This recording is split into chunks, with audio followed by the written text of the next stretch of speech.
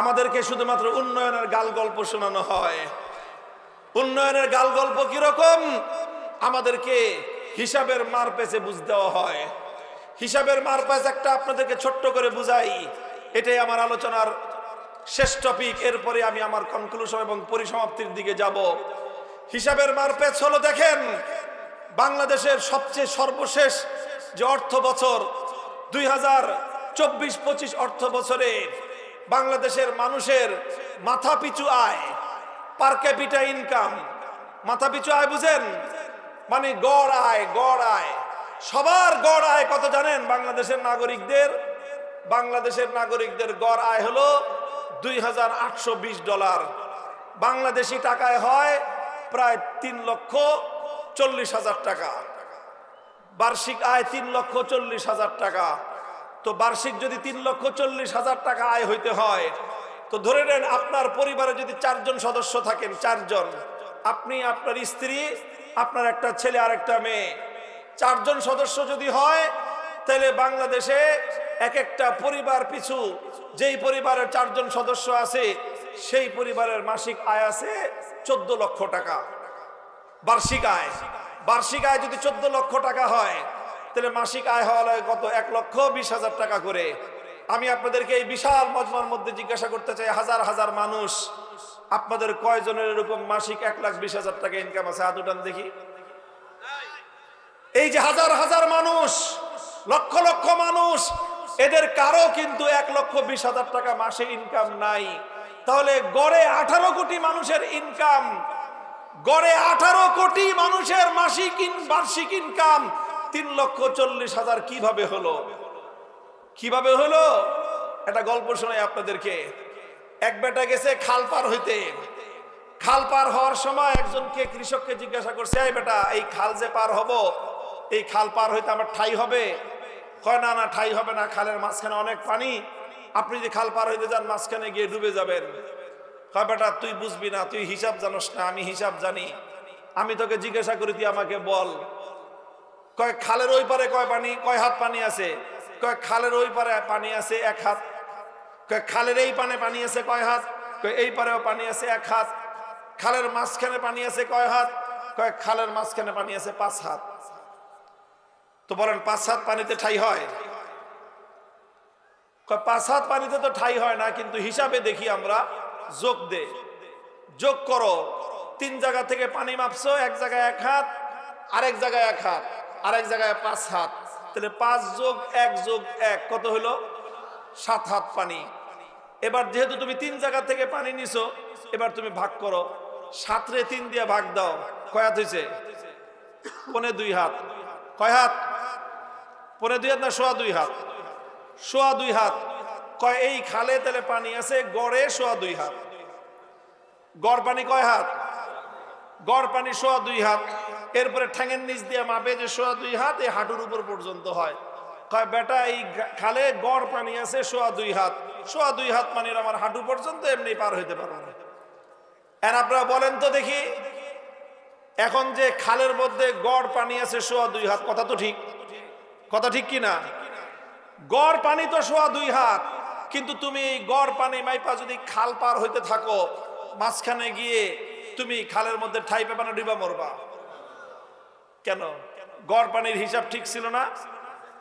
গড় হিসাব দিয়ে খাল পার হওয়া যায় না, কথা বলেন ঠিক কিনা? গড় হিসাব দিয়ে খাল পার হওয়া যায় না। আজকে আমাদের বাংলাদেশের সাধারণ মানুষকে ওনারা গড় হিসাব দেয়। একজনে দিয়ে গেছে 15 বছর, বলছে বাংলাদেশ উন্নয়নের রোল মডেল। কেমনে রোল মডেল হলো? কয়বার মাথা পিছু ইনকাম বাড়তেছে, মাথা পিছু প্রত্যেক বছরই ইনকাম বাড়ে। আপনার আমার ইনকাম বাড়ুক আর না বাড়ুক, গড়ে ইনকাম বেড়ে যায়। ওই যে আমি আর আপনি কিন্তু 1 হাত 1 হাতই আছি, মাঝখান দিয়ে একজনে যে 5 হাত খেয়ে ফেলায়, এইভাবেই গড় ইনকাম বাড়ে। আশ্চর্য আরেকটা তথ্য হলো, এই অর্থনীতির পরিভাষায় মানুষ যে দুর্নীতি করে, এটাও কিন্তু একটা ইনকাম। রাষ্ট্রের সম্পদ যারা চুরি করে, এটাও একটা ইনকাম। তো এই জন্য বিপুল পরিমাণ দুর্নীতি হলে দেশের গড় ইনকাম বেড়ে যায়, বিপুল পরিমাণ চুরি চামারি হলে দেশের গড় ইনকাম বেড়ে যায়। এই দুর্নীতির টাকা, জনগণের সম্পদ চুরি করা টাকা দিয়ে দেশের জনগণের অর্থনৈতিক উন্নতির মধ্যে গড় ইনকাম, পার ক্যাপিটা ইনকাম, মাথাপিছু ইনকাম বৃদ্ধি দেখানো হয়েছে। ইসলাম বলে এই ধোঁকাবাজির মাথাপিছু ইনকামের হিসাব ইসলাম কেয়ার করে না।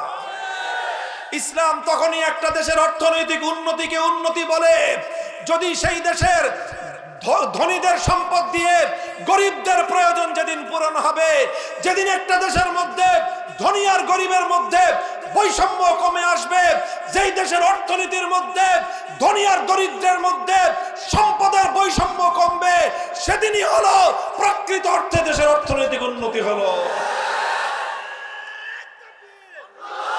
মুহতারাম হাজিরিন, একটু এই জন্য আমি বলেছিলাম, আল্লাহ পাক এই জন্যই বলেছেন ইমানদাররা যদি ক্ষমতা পায় নামাজ কায়েম করার পরে 2 নম্বর কাজ কি করবে? আতাউজ যাকাত, যাকাত ভিত্তিক অর্থ ব্যবস্থা বাস্তবায়ন করবে। যাকাত ভিত্তিক অর্থ ব্যবস্থা বাস্তবায়ন করার অর্থ শুধু এটা নয়, শতকরা 2.5% নিয়ে গরিবের মধ্যে বন্টন করে দিবে, শুধু এতটুকু নয়। যাকাত ভিত্তিক অর্থ ব্যবস্থা বাস্তবায়নের মূল অর্থ হলো এই, ধনী আর গরিবের মধ্যে বৈষম্য এতটা আকাশ ছোঁয়া থাকতে পারবে না। একজনে মাটির নিচে থাকবে, আরেকজন আকাশ ছোঁয়া রাজপ্রাসাদে থাকবে। একজনের মা চিকিৎসাহারা অবস্থা মৃত্যুবরণ করবে, এক গরিবের তার কলিজার টুকরা সন্তান না খেয়ে ধুকে ধুকে মরবে, আর আরেকজন 5টা গাড়ি নিয়ে 3 জনের পরিবারের 5টা দামি গাড়ি হাঁকাবে। আল্লাহর কোরআন এই সকল বৈষম্য ভিত্তিক বৈষম্যমূলক সমাজ ব্যবস্থাকে স্বীকার করে না।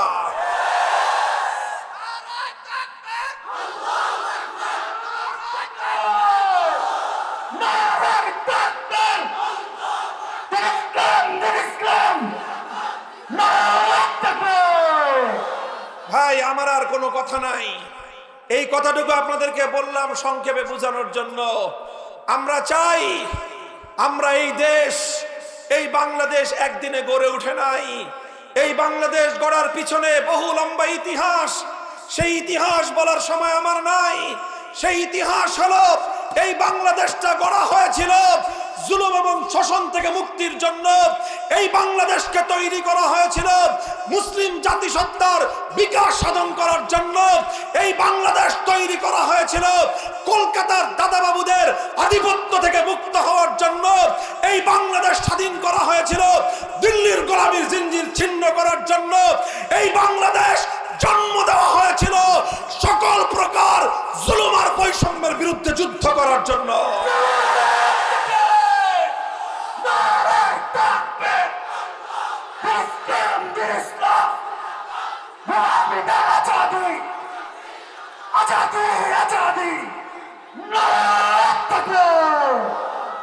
আমি যেই কথাটা বলতে চাই, সর্বশেষ যেই কথা বললাম, নামাজের মাধ্যমে সরকারি কর্মকর্তাদেরকে নীতিবান করে গড়ে তুলে দুর্নীতিমুক্ত সমাজ গড়া।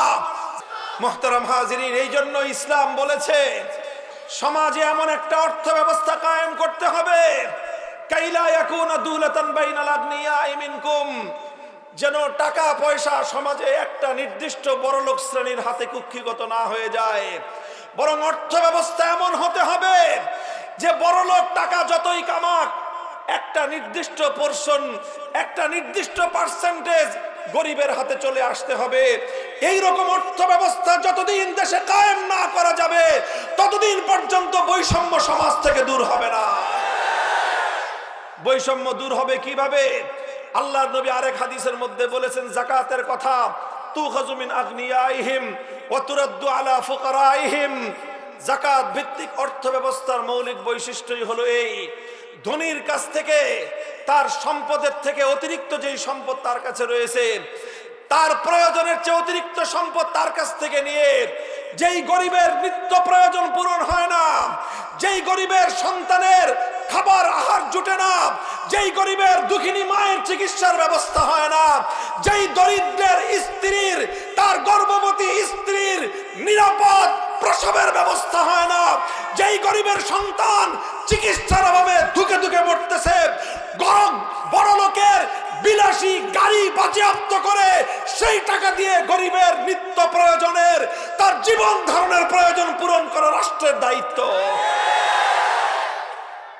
আমার রাষ্ট্রের যে অবস্থা, বড় লোকদের কাছ থেকে এই সকল বিলাসী দ্রব্য এগুলোকে বাজেয়াপ্ত করা লাগবে না, শুধুমাত্র গরিবের কাছ থেকে যে ট্যাক্স গুলো নেওয়া হয়, যে ভ্যাট গুলো নেওয়া হয়, এগুলো যদি এই সমাজপতিরা চুরি করে না খেত, দুর্নীতি আর লুটপাট না করত, বরং এই টাকাগুলো দিয়ে যদি দেশের জনগণের জন্য, গরিব দুঃখী সাধারণ মানুষের জন্য তাদের চিকিৎসার ব্যবস্থা করত, তাদের প্রয়োজনীয় নিত্য প্রয়োজন পূরণের ব্যবস্থা করত, তাহলে এই দেশের সাধারণ নাগরিকরা এখন চিকিৎসাহীন ভাবে মারা যেত না।